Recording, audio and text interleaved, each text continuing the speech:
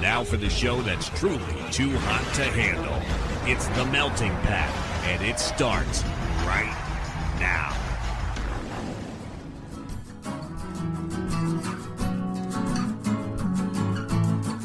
You're listening to The Melting Pat. Here's your host, Pat Johnson.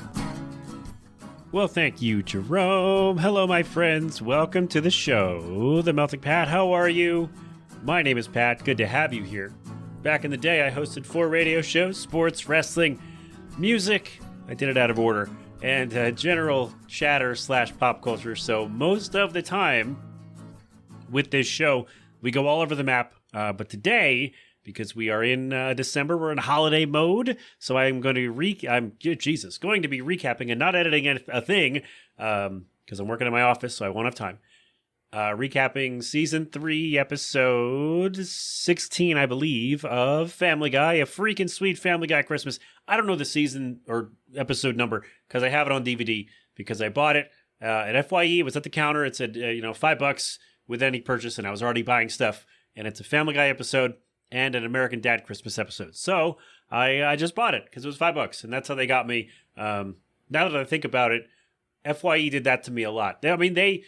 I bought stuff at the register for $5 since I was buying something already. I got Jurassic Park movies that way. I got The Office Secret Santa pack that way. This and something else. Because I got an extra $5. Why not? Great. And I've enjoyed every single purchase that I got. So there you go. That's how I came across this episode. Or at least that's how I have it in my possession. And my smoking hot wife and I, we quote this pretty often. We quote lines from this pretty often. So I'm excited to bring it to you today. So that is our main event today. Before we get there, however, we're going to hear from the captain, I believe. But before we get there, we've got a brand new song from Glimmers, our dear friends. They've released their debut album, The Art of Shattering. You can go get that right now. I know, Pat, you're late on this. I'm late on everything, man. Well, man, ladies and gentlemen, that's just how it works sometimes. Anyway, Glimmers Band, GLIMMERSBAND, Glimmers Band. Did I spell that right? I hope so. .com for more from them. No, you don't put that I spell that right in the web address. glimmersband.com for more from them. Tell them Pat said hello. And their new album, The Art of Shattering. It's out now. Go get it. This song is the bonus track because, as you know, I'm a sucker for an acoustic track. Again, Glimmers. Geez, that sounded, wow, yikes. Glimmers, Jaded, featuring Tay Jardine. It's the Melting Pat. We're coming right back. Faded in a parking lot, jaded from the lie I've bought. There you are in your car telling me everything I'm not. These walls used to come down easily, and my dreams aren't as clear as they used to be. When I'm waving through a window when nobody sees me, am I just killing time? I just wanna scream at the top of my lungs. Stop comparing me to the woman we love. And I try and I fight, but it's never enough. Don't you see I'm not Haley? She's there in the air I breathe, laid bare. Every note I sing, stuck in place, can't retrace where I was when you clipped my wings.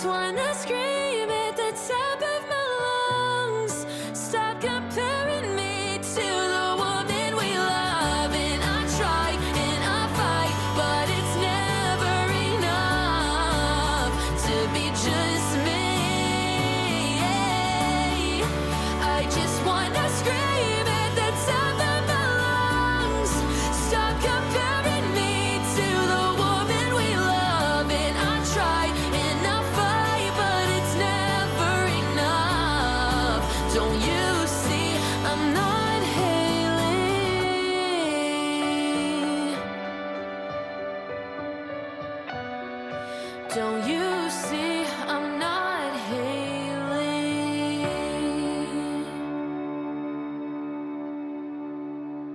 And there you have it, brand new from our dear friends Glimmers, the bonus track Jaded Acoustic. It's the Melting Pat. We are back. Go get their album, The Art of Shattering, their debut album. It is a fantastic record. Please go get it. Tell them Pat said hi, or don't. Just go get the record, however you do that.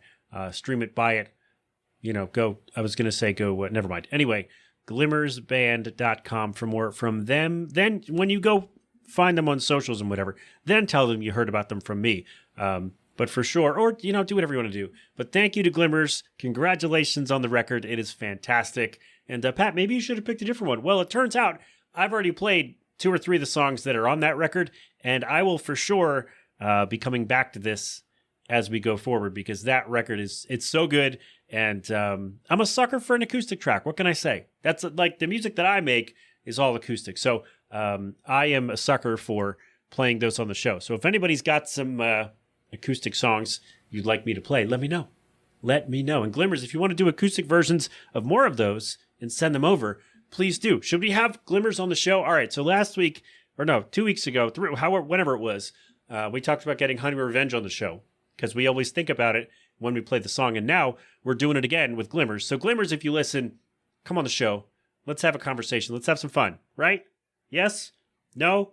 All right. Anyway, Glimmers, Jaded, the album, The Art of Shattering, is available now. Go get it. Again, congratulations, my friends. The record is fantastic. So there you go with that. And now we turn it over to the captain to let us know what is going on with the Fly Guys. Hopefully they are out of the middle of the pack and they're ascending, or they have fallen down the standings. I don't know yet. We're going to find out. Good sir, the floor is yours. Take it away. Hey, Flyers fans. Mark back at you again with another Flyers. Ooh, beat, yeah. Woo, guys. Man, your Philadelphia Flyers are standing toe-to-toe with some of the best in the league, and sometimes getting the best of them. Your Flyers are right in the hunt in this early time of the season. So let's take a look at what's going on. So last Wednesday, the Flyers win 5-2 at home against Buffalo. Then comes the real test. They're taking on Colorado Sunday. It was a bang, bang, boom, boom type of game. The Flyers hung in with the best team in the land, unfortunately losing 3-2. However, the Flyers probably had the best third period of their entire season against Colorado at home. They stood toe-to-toe with them. It was really a great measuring stick, I have to say. The Flyers played very, very well. They were right there. My goodness, you could just feel it. You thought the Flyers were going to tie it up there in the third period. Didn't happen. However, you have to feel good after a game like that. Then on Tuesday, still at home, they take on San Jose, ended up winning that game 4-1. Now Thursday, they're at home taking on Vegas, then Saturday against Carolina. Then Sunday, getting right on the road, gonna take on Carolina again the very next night, but in Carolina. And then on Tuesday, they're heading up to Montreal. So as I said, the Flyers doing very, very well early on this season. They're right in the thick of it. I'm liking what I'm seeing out of the development of these players. We haven't even seen Porter Martone. Maybe we won't see him this season. He is doing very well in NCAA. The Flyers are moving in the right direction at this time in December of 2025. Let's see if I have the same kind of conclusion as we get later into the season. So guys, that's it for me here inside the Melting Pat. Now sending it back to Pat. There you have it. Thank you, my friend, the Melting Pat. Just in case he was not there, we are back. You heard a sound or the captain, and then we're moving on with the show. So again, today is another holiday TV episode recap. We are doing season 3 episode, I think it's 16 of Family Guy, a freaking sweet Family Guy Christmas. Like I said, my wife and I quote this pretty often, lines from this pretty often. So excited to do this one, to jump in and have a lot of fun. So here we go with that. Again, Family Guy, season 3, episode 16 or so, a freaking sweet Family Guy Christmas. All right, there we go. That didn't sound weird at all, did it? No, it sounded great. Of course it did. So the Griffins are in the town square. The Christmas tree is all decorated. I guess they're having the lighting ceremony or having some kind of gathering for the holiday. And so Chris gives Stewie a candy cane, and of course Stewie immediately sharpens it into a nice pointy stick, because why wouldn't you? And so Cleveland, as the president of the Chamber of Commerce, thanks the Senior Center for decorating the tree. So he plugs it in, lights it up, and it says, "Young people suck." And that's fun. And they're like, "Oh, broke my hip." And old people are funny in Family Guy. Yes, even that one. So Lois is excited for Stewie to play Baby Jesus in the Christmas pageant.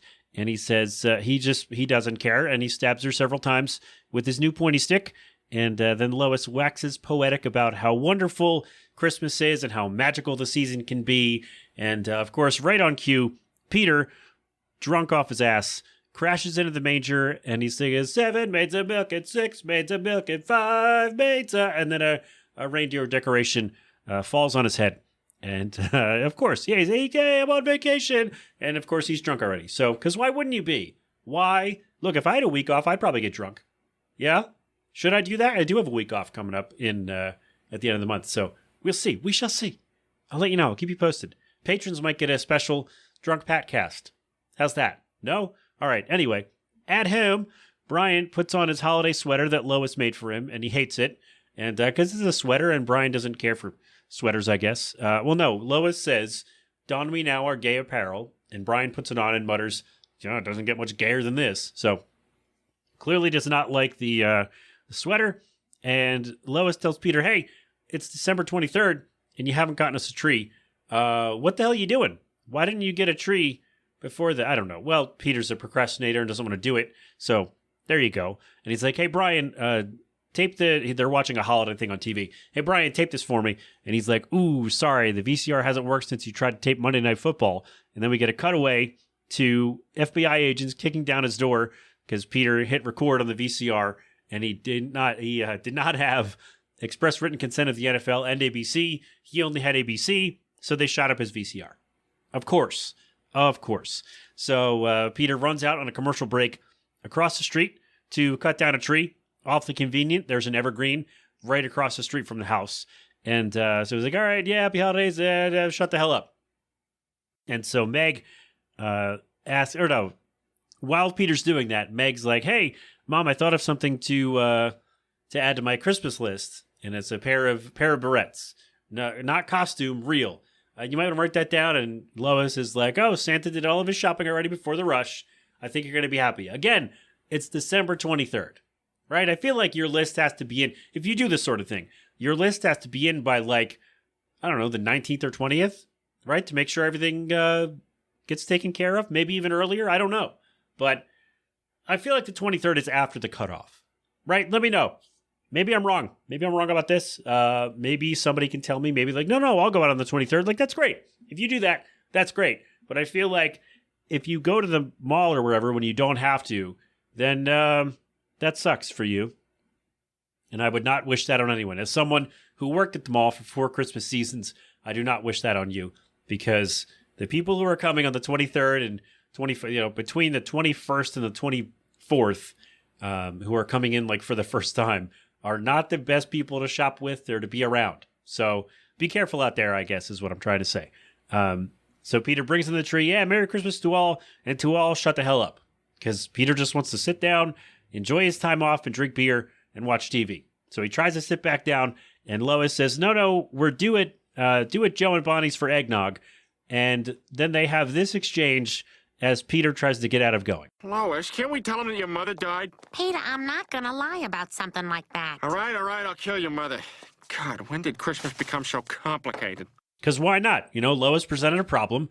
Peter presented a solution. And as they were leaving, he put oranges in a sock and was swinging it around. So, modern problems require modern solutions, right?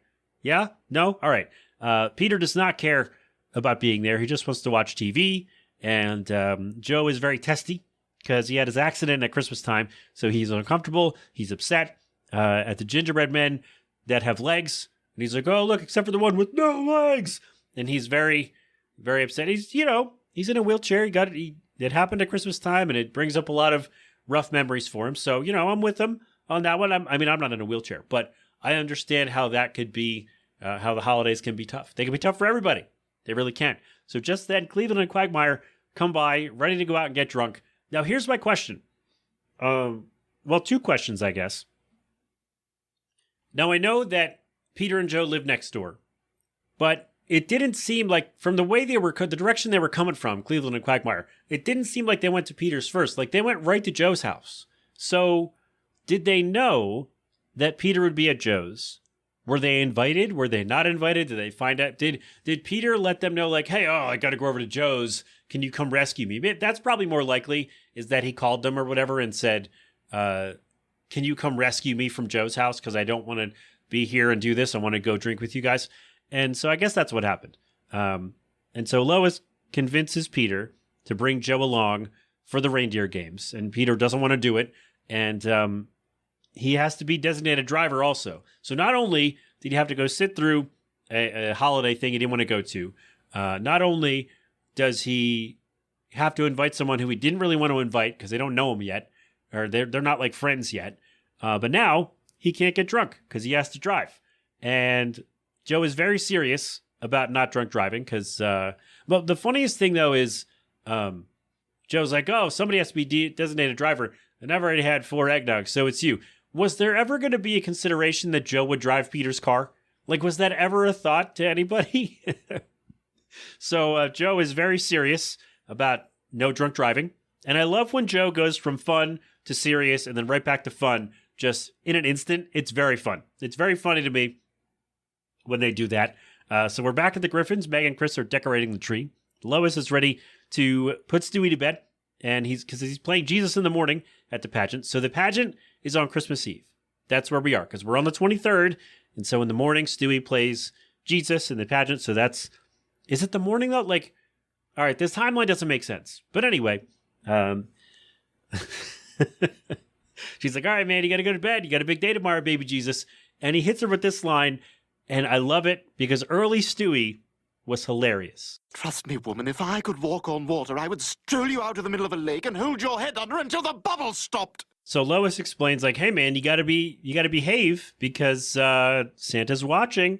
So Meg and Chris join in, like, hey, man, he sees you when you're sleeping. He knows when you're awake. And so now Stewie is fascinated and intrigued by the idea of constant surveillance. He moons a Christmas ornament because he thinks that there are hidden cameras in all the Christmas ornaments, so Santa can watch every kid and what they're doing. But yeah, the fascination now because Stewie's all at this point still is about world domination, and so like yes, constant surveillance. Stewie should team up with Santa Claus. Really, is what should happen, and he should get some tips from him to watch everybody what's going on. All right, so we're in the car with the guys. So the guys, Cleveland, Joe, and Quagmire, drunk obviously, are singing in the back, and Peter's driving, just looking really upset, doesn't want to be there. Quagmire sticks his head out a couple times, and he's like, hey guys, look at me. Whoa, whoa, whoa. Ah! And he hits a dog on his way on the 3rd time, and that was funny. So they stop at a light, and Joe climbs up, and he falls, and he's like, oh no, I've broken my legs. Well, it's a great joke. I love that. And they're like, hey, Peter, how about let's set Peter up with another lemon snow cone. He's like, oh, no, the last one didn't taste like lemon at all. It tasted like, oh, you guys are asses. So good. So we're back up with the Griffins. Stewie catches Stewie catches himself.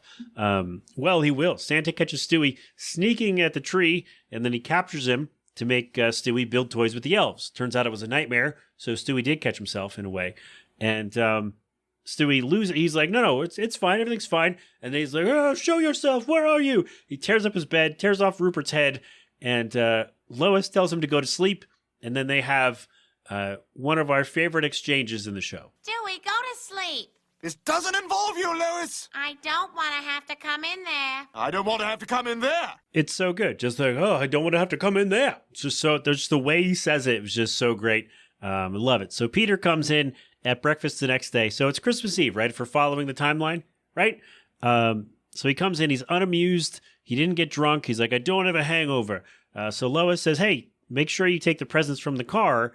And because when he was leaving with the guys the night before, Lois was like, hey, don't forget to drop off the toy for Toys for Toddlers, right? And So she's like, all right, take the rest of the presents out of the car, put them under the tree. And so he just sits down. Brian's like, hey, aren't you going to do it? And he's like, oh, I already dropped them all off at Toys for Toddlers last night. And Brian's like, all of them? Only one was for them. The rest were for us. And Peter doesn't know the difference between for and from. Oh, when did they change it to for to from? Oh, and Brian tries to explain it and just goes, yeah, you know what? It's just easier to call you stupid. So he has given away all of the family's Christmas presents to, well, I guess to one family. They all went to the same family. So they go to the trailer park because, of course, they went to the Poors, right? So Peter has a very complicated plan for Brian to sneak in and steal the presents back. And he's like, oh, there's an invisible laser and invisible laser grid. You'll have to, contort your body like a sponge. And Brian's like, can I buy some pot from you? Because, it's such a ridiculous plan. And just then the door opens and Peter explains to this family, hey, the gifts that you guys got yesterday, they were for my family. He's like, oh, that's for my son and that's for my daughter. And hey, where's my VCR? And then hold on, before we play the clip. So they just mentioned the VCR in the timeline of the show the day before. So how would he know that he got a VCR if Lois said Santa did all the shopping before the rush? And they just mentioned the VCR yesterday, the day before in the show. How would he know he was getting a VCR?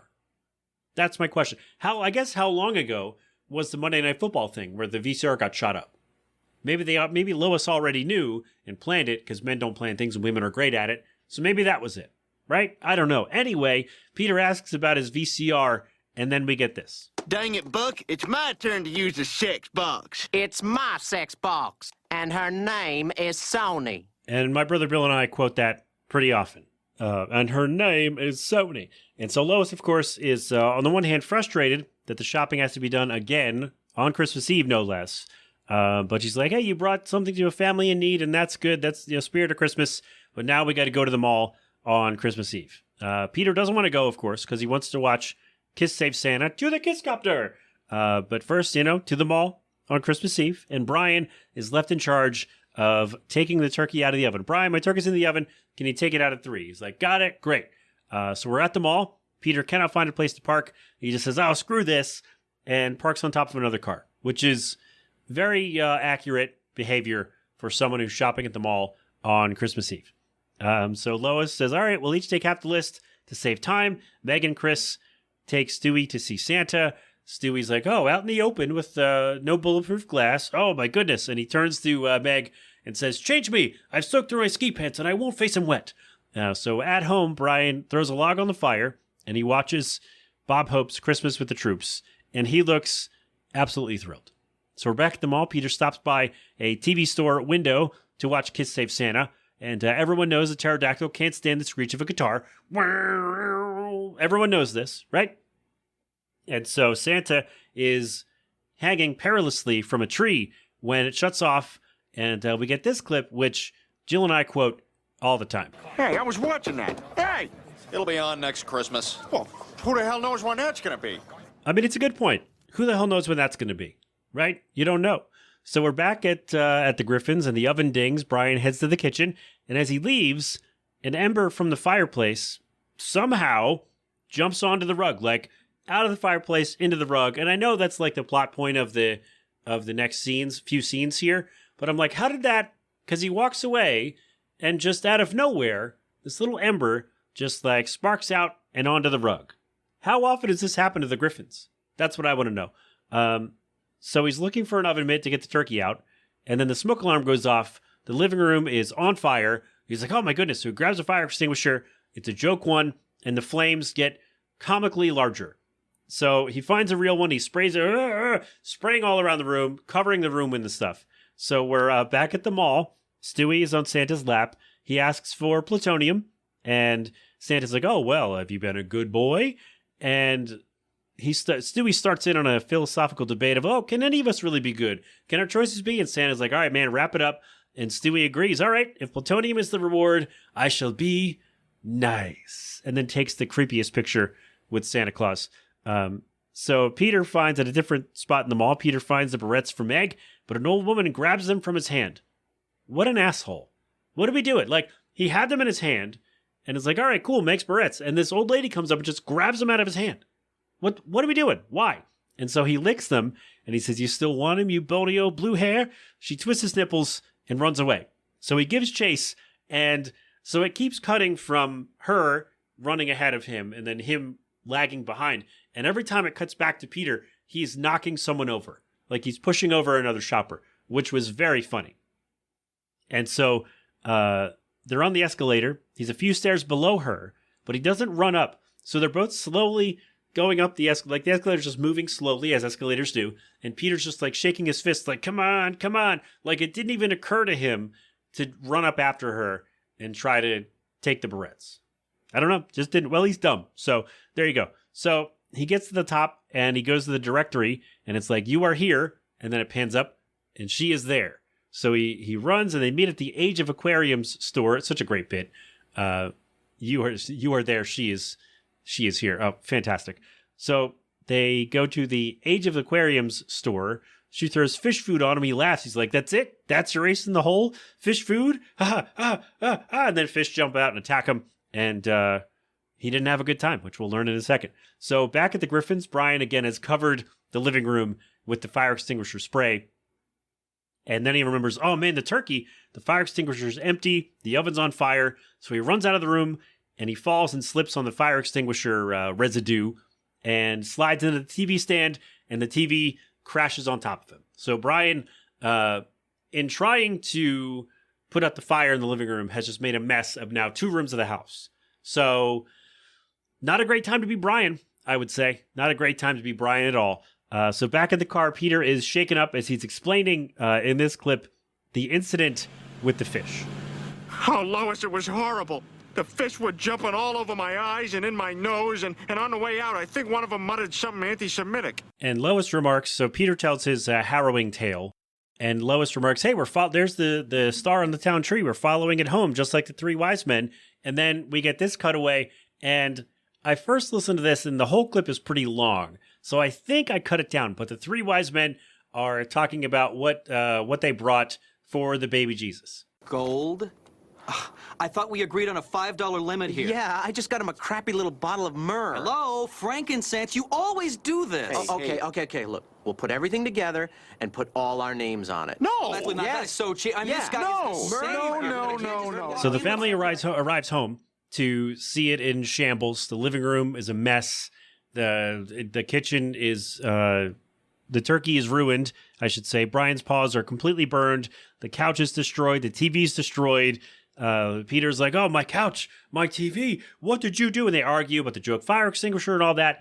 And Lois stops them and says, hey, things haven't gone our way, but we can still have a great Christmas. Come on. And the family's coming around. They're rallying. And Meg was asked to get paper towels and says, oh, we're out of paper towels.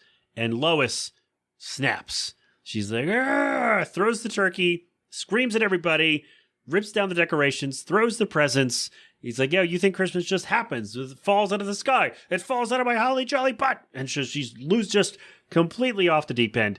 And then she's like, oh, you can all ride a 1-horse open sleigh to hell, and breaks the living room window with a chair and storms out. Just like, and then Meg drops the line of the episode. Oh, here's a paper towels. I love that line. We love that line. The delivery was so perfect. And yeah, we do that all the time. Like, oh, here are the paper towels. So good. So then we cut to George Bailey from It's a Wonderful Life. That's his last name, right? George Bailey. I've never seen It's a Wonderful Life. I've seen plenty of spoofs of it, but I've not seen the actual movie. Maybe I should. Anyway, so he's like, hey, Clarence, I changed my mind. I want to live. And then Lois storms by and shoves him off the ledge. So there you go. There are some kids who bring Frosty the Snowman to life, and he wishes Lois a Merry Christmas, and she just and punches his head off. So the kids put it back on. They put his hat back on. He's like, hey, lady, what was that about? And the kids are like, no, Frosty, let it go. She's like, no, this will just take a second. And so he goes up to her, and he's like, hey, lady, what's your problem? She strikes a match off his face, takes a swig from a bottle that an unhoused person has, and blows a fireball in his face. And then Frosty melts, his head is on fire. The kids put the hat back on, and he goes, oh no, take it off. And they take it off, and he's no longer alive, I guess. And so Lois then turns to see the tree in the town square and makes a beeline. Must kill Star. Like she is now, there's her mission. Get rid of, kill Christmas, because all this happened because of Christmas. So we're back at home, and Chris wonders if Mom's ever going to come back. And Peter says, well, I think what we should think about is, if this is how she's going to act at Christmas, do we even want her back? And so now Stewie, because Santa told him he'd get plutonium if he's nice, is now excited to play Jesus. And he's like, oh, Meg's like, oh, I thought you didn't want to play baby Jesus. He's like, oh, Megan, yeah, I don't want to disappoint Mother, right? That would be naughty, or whatever he said. And so they arrive at the pageant to see Lois climbing up the tree, trying to, again, kill the star. And so Joe rides up, and Joe's got his police officer buddy there. And Meg's like, wait, you can't shoot my mom. And she like shoves his gun away, and Joe's like, oh, it's just a mild sedative. And the gun goes off, and it blows up a car across the street. So, so Peter convinces them to let Lois see the pageant first. And first of all, we got a clip. But first, Stewie, did Lois say earlier that Stewie would play it in the morning? Like that this was going to, because it's nighttime on Christmas Eve when this pageant is happening. But did Lois say earlier that it was going to be in the morning? I feel like that happened. Maybe it did. Maybe I'm wrong. It's okay. But then Peter opens I guess, I don't know what the plan for the pageant was, but I imagine it wasn't Peter trying to get Lois down from the tree. So he goes up there and he explains the holiday season. As we all know, Christmas is that mystical time of year when the ghost of Jesus rises from the grave to feed on the flesh of the living. So we all sing Christmas carols to lull him back to sleep. So a spectator gets mad about this, about the blasphemy. He's like, oh, I got to do something. And the guy next to him is like, hey, man, there's nothing he can do. And he's like, first guy goes, all right, I guess I got to develop a sense of humor. So in the pageant, Bonnie gives birth to Stewie Jesus. And Stewie talks about goodwill and whatnot because we are being watched. Because Santa's watching, right? Surveillance. Lois is touched by this, and she puts the star back.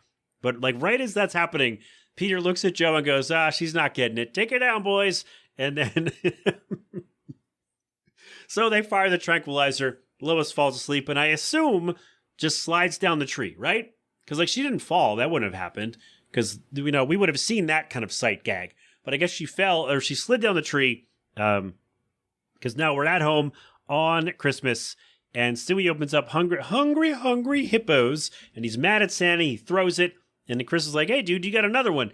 And he got his plutonium. So he's like, he's really real. Plutonium. It's great. Peter got a new VCR and his own copy of Kiss Save Santa. And then they play the end of Kiss Save Santa. You keep working on that guitar, Santa. We'll let you play a solo. Don't encourage him. And so that's fun. And they end with a holiday wish. They're like, oh, happy holidays to all your family and whatnot. And Lois is still zonked out from the tranquilizer in her chair. And she's like, yeah. And they all wave. And that's that. And that is a freaking sweet Family Guy Christmas. Like I said, I love that episode. It is fantastic. We have a good time. We watch that whenever it's on, or I'll pop in the DVD and we'll watch that. We quote it often, here's the paper towels. And it's just really, it's so fun. And I love it. And a lot of people, when you bring up Family Guy, like, oh man, I think they're talking about more recent Family Guy. But early Family Guy, Stewie still wanted to kill Lois and dominate the world. And, it was just still more whimsy than kind of pointed with their stuff, with their topics, if that makes sense. And so this one was really fun. Had a great time. And I was right. I had a great time doing it. So there you go. That is our show. That was a lot of fun. Thank you very much for being here. Next week is our annual holiday show. Again, I got to do it differently this year, but we're going to make it happen. I'm very excited. It's my favorite show of the year to do. And I'm looking forward to putting it together for you. So come on back. And then after that, we'll do, I don't know, because I don't think I'll do the TV episode that I wanted to do. So we might just do a year-end kind of quick, here's where we are, here's what's happening, and that, or something like that. So we shall see, because I got to record that like soon. So might be a quicker one to end the year in a couple of weeks, but we shall see. But in any case, there you go. That is it for today. No G-Love. We'll play my thing at the end today. Thank you to the captain. Thank you to Glimmers. And thanks to all of you for coming along. Patreon.com/themeltingpat. Give me some money. Get some bonuses. or themeltingpat.com. Go click around, sign up for that, sign up for the newsletter, sign up for all things me, send me some money on Venmo, send me a voice message on SpeakPipe, let me know what's what, and we'll have some fun. Okay? All right. This has been an 8 Boylan production. Until next time, my friends, have fun, be safe, thank a veteran, wear your mask, wash your hands, get vaccinated and boosted when you can, tip your waitstaff, and of course, don't do anything I wouldn't do. That's all, right? Yeah, perfect. We'll see you soon. Go crap open a cold one.